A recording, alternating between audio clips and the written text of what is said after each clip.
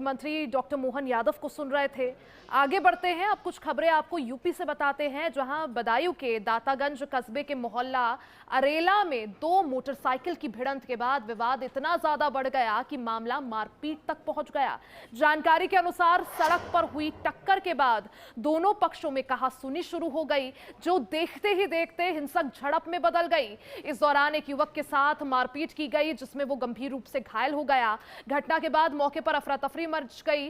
स्थानीय लोगों की मदद से घायल युवक को इलाज के लिए अस्पताल में भर्ती कराया गया, जहां उसका उपचार जारी है। पुलिस मामले की जांच भी कर रही है।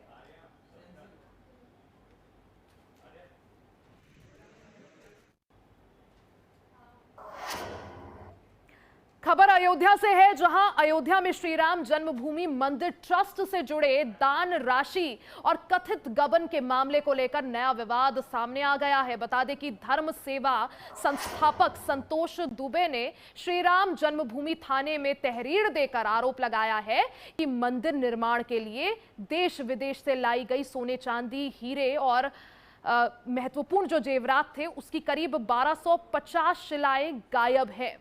आरोप है कि 1989 के चंदा अभियान के दौरान इकट्ठा की गई पूजित शिलाओं का पूरा लेखा जोखा उपलब्ध नहीं है। उन्होंने ट्रस्ट के कुछ पदाधिकारियों पर गंभीर लापरवाही और गड़बड़ी के आरोप लगाए हैं।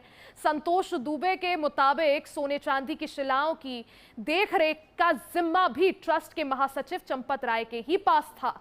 ये शिलाएं कारसेवक रूपम में जहां सुरक्षित रखी गई थी, वहां 3 ताले लगे थे। फिर भी ये शिलाएं कहां से गायब हो गई, ये किसी को नहीं पता। तो गंभीर आरोप अब इसको लेकर लग रहे हैं और इस पर तहरीर भी दर्ज की गई है।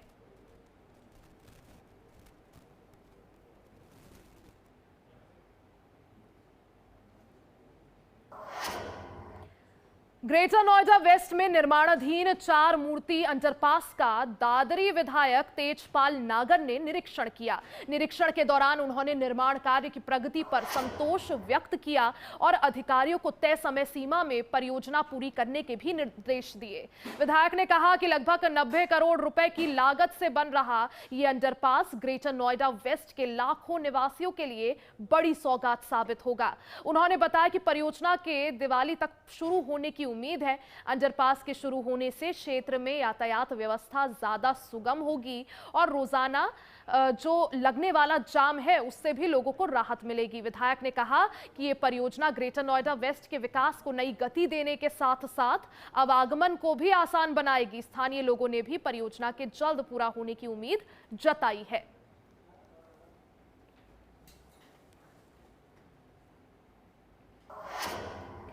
मेरठ पुलिस ने देहली गेट थाना क्षेत्र में हुई हाई प्रोफाइल चोरी की वारदात का खुलासा करते हुए दिल्ली निवासी पति पत्नी को गिरफ्तार कर लिया है। पुलिस ने आरोपियों के कब्जे से चोरी किए गए सोने चांदी के 100% आभूषण बरामद कर लिए हैं। जानकारी के अनुसार 13 जून को भवानी नगर निवासी आसफा खान के घर में चोरी हुई थी, जिसके बाद 14 जून को देहली गेट थाने में मुकदमा दर्ज किया गया।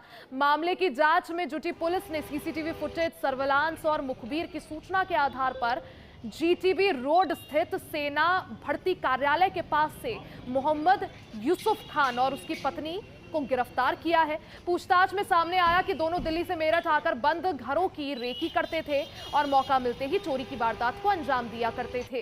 पुलिस ने उनके पास से सोने की चेन, चूड़ियां, झुमकी, पेंडल, टॉप्स और मोतियों की माला समेत लाखों रुपए के आभूषण बरामद किए हैं। दोनों आरोपियों को न्यायालय में पेश कर जेल भेजने की कार्रवाई की जा रही है।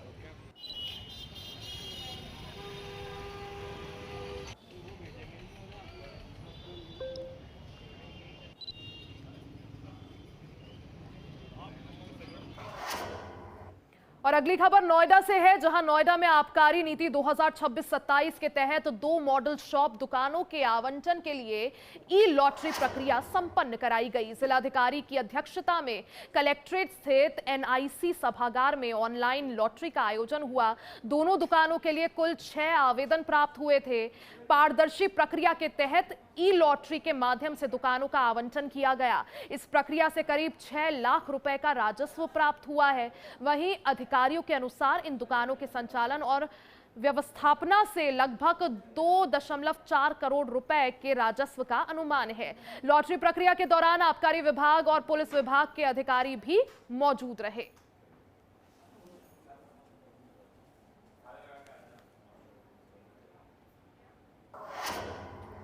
शाहजहांपुर के जिलाधिकारी धर्मेंद्र प्रताप सिंह ने सामुदायिक स्वास्थ्य केंद्र जरियनपुर और जलालाबाद का औचक निरीक्षण किया। निरीक्षण के दौरान सीएचसी जलालाबाद के मुख्य द्वार पर ताला लटका मिला, जिससे जिलाधिकारी ने गहरी नाराजगी जताई।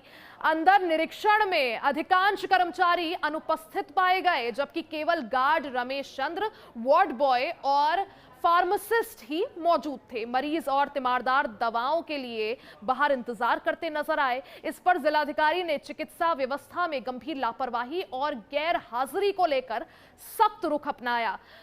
मौके पर मौजूद कर्मचारी द्वारा डॉक्टर का पक्ष लिए जाने पर भी डीएम भड़क गए और तत्काल कार्रवाई के निर्देश दिए।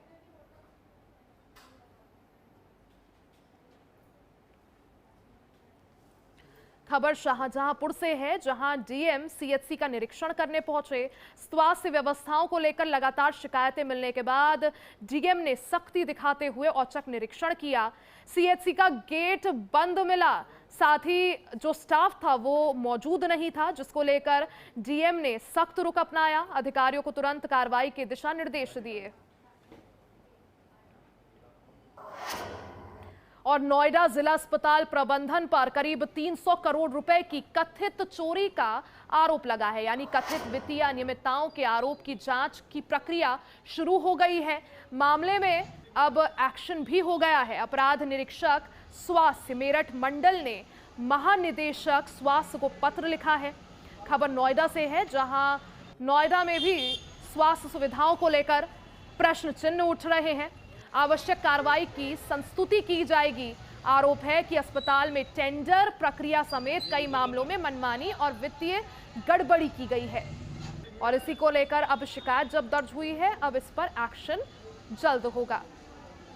बता दें कि इस पूरे मामले में भारतीय मानव अधिकार संगठन के राष्ट्रीय अध्यक्ष अशोक कुमार पुंजीर और सपा नोएडा अध्यक्ष ने भी आरोप लगाए हैं।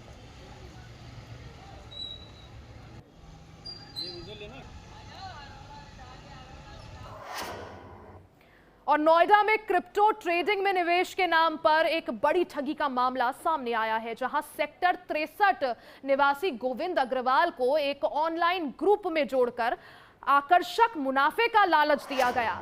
आरोपियों ने हर खरीद पर $30 के लाभ का झांसा देकर निवेश के लिए प्रेरित किया। पीड़ित के अनुसार उसे लगातार फर्जी मुनाफे के स्क्रीनशॉट भेजकर विश्वास में लिया गया, जिससे वो ठगों के जाल में फंसता चला गया। ज्यादा लाभ के लालच में गोविंद अग्रवाल ने कुल 12 लाख रुपए निवेश कर दिए थे। बाद में जब उसने पैसे निकालने की कोशिश की तो उसे ठगी का एहसास हुआ। इसके बाद पीड़ित ने मामले की शिकायत साइबर पुलिस से की। पुलिस ने शिकायत के आधार पर जांच शुरू कर दी है और संबंधित बैंक खातों और डिजिटल लेन देन की पड़ताल भी की जा रही है।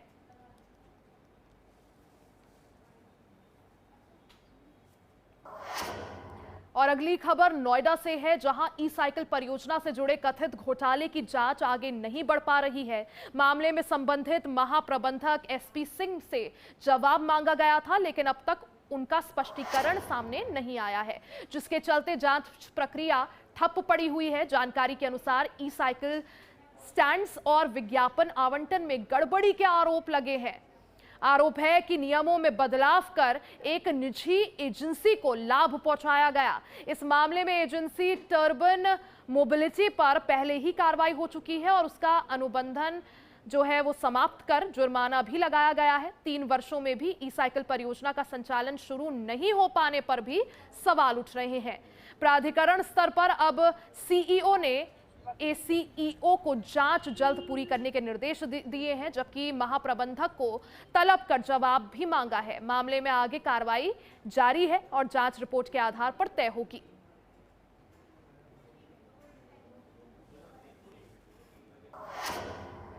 गौतम बुद्ध नगर पुलिस कमिश्नरेट में बड़ा प्रशासनिक फेरबदल किया गया है। आदेश के तहत डीसीपी ग्रेटर नोएडा प्रवीण रंजन सिंह को पद से हटा दिया गया है। बताया जा रहा है कि विभागीय कार्यों में अपेक्षित प्रदर्शन न होने के चलते ये कार्रवाई उनके ऊपर की गई है। ये आदेश पुलिस कमिश्नर लक्ष्मी द्वारा जारी किए गए हैं। इसके बाद वरिष्ठ आईपीएस अधिकारी रविशंकर सिंह के खिलाफ भी कार्रवाई हुई है। उन्हें ग्रेटर नोएडा का नया डीसीपी नियुक्त किया गया है, जिन्होंने अपना कार्यभार भी संभाल लिया है। नए डीसीपी से क्षेत्र में कानून व्यवस्था को और ज्यादा प्रभावी बनाने की अपेक्षा की गई है। प्रशासन का फोकस अब लंबित मामलों में त्वरित निस्तारण का है। अपराध नियंत्रण और पुलिसिंग व्यवस्था को मजबूत करने पर रहेगा। इस बदलाव को जिले में बेहतर कानून व्यवस्था सुनिश्चित करने की दिशा में एक अहम कदम माना जा रहा है।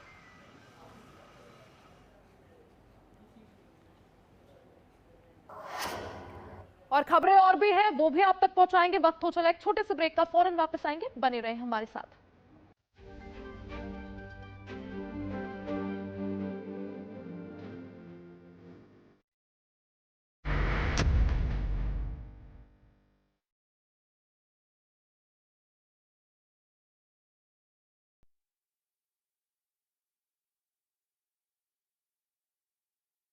आइसक्रीम खाओगी? जंगल में आइसक्रीम मिलती है। Summer cool refrigerator. आप अपनी ड्यूटी निभाओ, ये अपनी ड्यूटी निभाएगा। समर कूल, लाइफ बनाए वंडरफुल। गोल्डी छोले मसाले, जहाँ जाए रिश्ते बनाए। गोल्डी लाए हैं फ्रेश लॉक टेक्नोलॉजी, जो रखे मसालों को हर समय फ्रेश।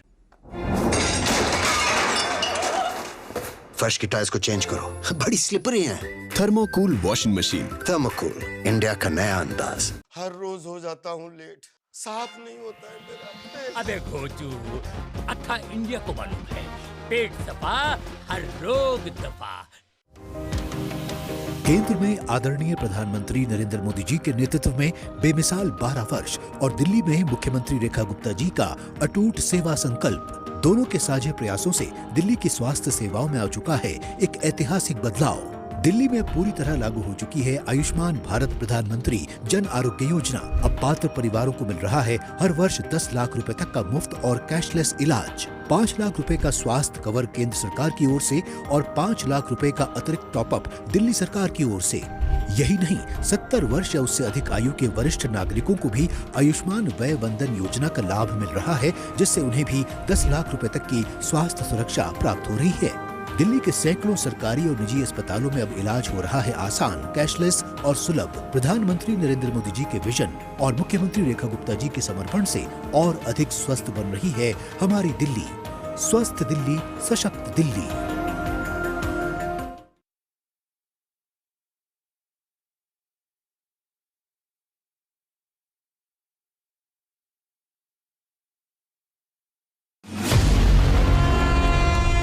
जहां हर सुबह के साथ उठते हैं नए सवाल, जहां हर ओर गूंजती है जनता की आवाज, गांव की चौपाल हो या सत्ता का दरबार, सियासी आग हो या रिश्तों का जहर, देश के सबसे बड़े सूबे की 5 बड़ी खबर। यूपी बोलता है HNN न्यूज पर सुबह 8 बजे।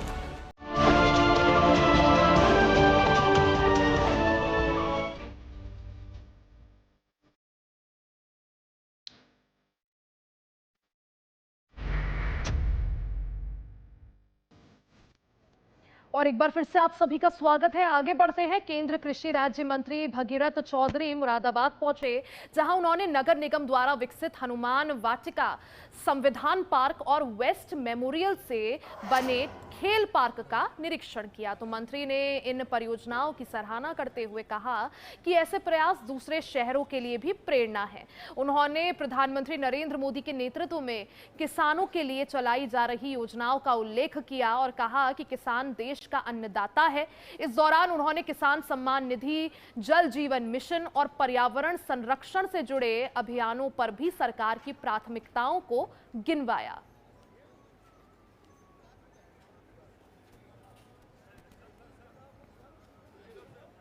प्रधानमंत्री मोदी जी के नेतृत्व में जो अभी 10 जून को 12 साल हुए हैं, मैं कह सकता हूं कि विकास की दृष्टि से ये 12 साल बेमिसाल है।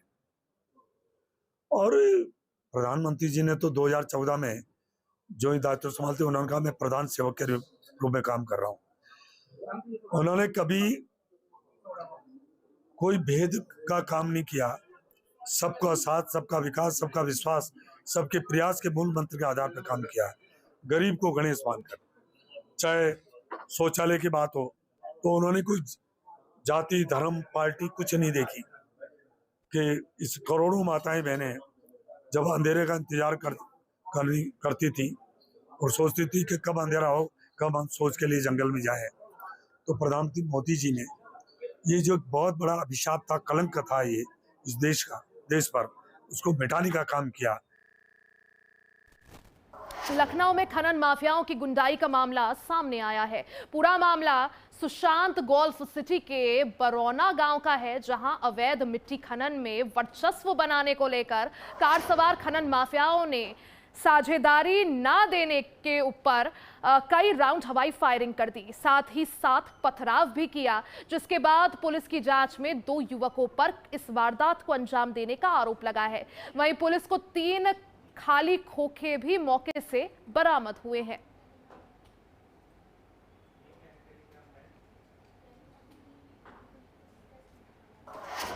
और खबर फिरोजाबाद से है, जहां आगामी मुहर्रम पर्व को शांतिपूर्ण और सकुशल संपन्न कराने के उद्देश्य से जिलाधिकारी और वरिष्ठ पुलिस अधीक्षक ने संयुक्त रूप से करबला स्थल पर निरीक्षण किया। इस दौरान उन्होंने मुहर्रम से जुड़े व्यवस्थाओं का जायजा लेते हुए संबंधित अधिकारियों को जरूरी दिशा निर्देश दिए। जिलाधिकारी ने संबंधित विभागों को निर्देश दिए कि मुहर्रम से पूर्व सभी व्यवस्थाएं पूरी तरह से दुरुस्त कर ली जाए, जिससे श्रद्धालुओं और ताजियादारों को किसी भी प्रकार की असुविधा का सामना ना करना पड़े। पुलिस अधिकारियों को संवेदनशील स्थानों पर विशेष निगरानी रखने और पर्याप्त पुलिस बल की तैनाती सुनिश्चित करने के भी निर्देश दिए गए हैं।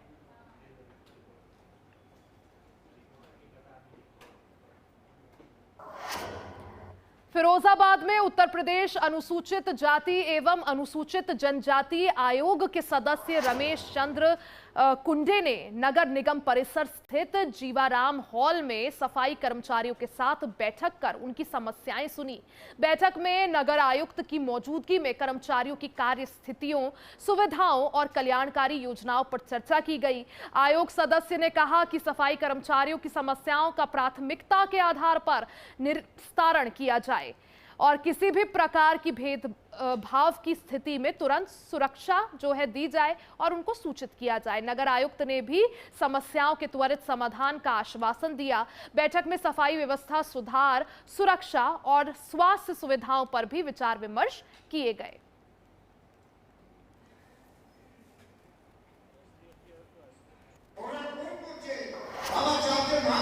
नोएडा में यमुना और हिंडन नदी के डूब क्षेत्र में बने अवैध निर्माणों के खिलाफ बड़ा अभियान चलाने की तैयारी है। नोएडा प्राधिकरण के सीईओ कृष्णा करुणेश ने निर्देश जारी करते हुए कहा कि डूब क्षेत्र में बने सभी अवैध फार्म हाउस को ध्वस्त किया जाएगा। करीब 2.5 साल पहले हुए सर्वे में 5000 से ज्यादा अवैध फार्म हाउस, रिजॉर्ट्स, पक्के निर्माण और स्विमिंग पूल तक संचालित किए गए थे। अब 4 से 5 दिन का विशेष अभियान चलाकर इन पर कार्रवाई की जाएगी। प्राधिकरण का कहना है कि डूब क्षेत्र में बने अवैध निर्माण बाढ़ के समय गंभीर खतरा पैदा करते हैं। साथ ही लापरवाही पाए जाने पर संबंधित अधिकारियों पर भी कार्रवाई की जाएगी।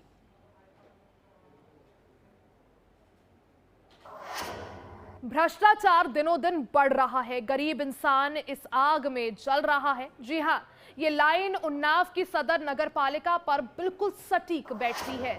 वहीं दर्जनों सभासदों ने डीएम से मिलकर भ्रष्टाचार के मामले में दोषी पाए जाने वाली पालिका अध्यक्ष श्वेता मिश्रा के खिलाफ सख्त कार्रवाई की मांग की है। कार्रवाई ना होने की दिशा में सभासदों ने आंदोलन की चेतावनी दी है। भ्रष्टाचार मामले में मंडल आयुक्त की जांच में 17 आरोपों में से 5 आरोप सिद्ध पाए जाने के बाद से प्रशासनिक स्तर से कार्रवाई में देरी को लेकर सभासदों ने एक रिजॉर्ट में प्रेस वार्ता की, जिसके बाद पालिका अध्यक्ष श्वेता मिश्रा के खिलाफ हल्ला बोल दिया गया। वहीं उन्नाव नगर पालिका में भ्रष्टाचार के 5 आरोप तय होने पर एचएनएन न्यूज ने परत दर परत खुलासे किए, जिसके बाद हरकत में आते ही 24 घंटे के अंदर पालिका अध्यक्ष ने 3 साल बेमिसाल कार्यक्रम का आयोजन कर करोड़ों के बजट से विकास की गंगा बहाने का दावा किया।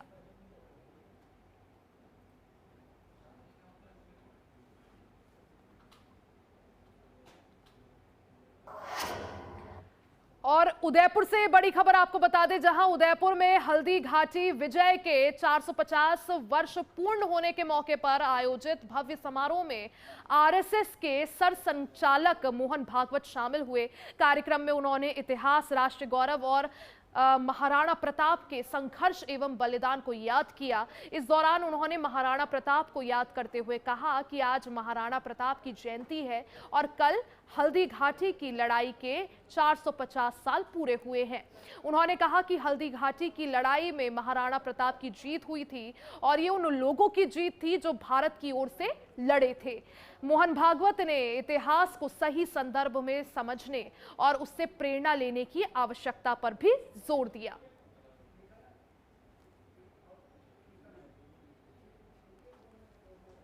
युद्ध के 450वें वर्ष का कार्यक्रम, उसके लिए यही एक दिन उपलब्ध था, इसलिए एक दिन पहले आना हुआ। तब ये ध्यान में नहीं था कि अधिक मास के कारण ज्येष्ठ शुक्ल तृतीया की तिथि जो मई में पड़ती है वो जून में पड़ेगी और उसी दिन पड़ेगी, जो महाराणा प्रताप की जन्म जयंती का दिवस है। तो दोनों संयोग इकट्ठा हो गए। आज महाराणा प्रताप जी की जयंती है, कल युद्ध के 450 वर्ष पूरे हो गए। हल्दी घाटी युद्ध की विजय क्यों हुई? इसलिए कि महाराणा प्रताप का जन्म हुआ।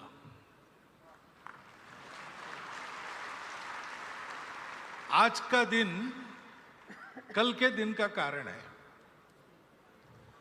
ये हमको समझना पड़ेगा।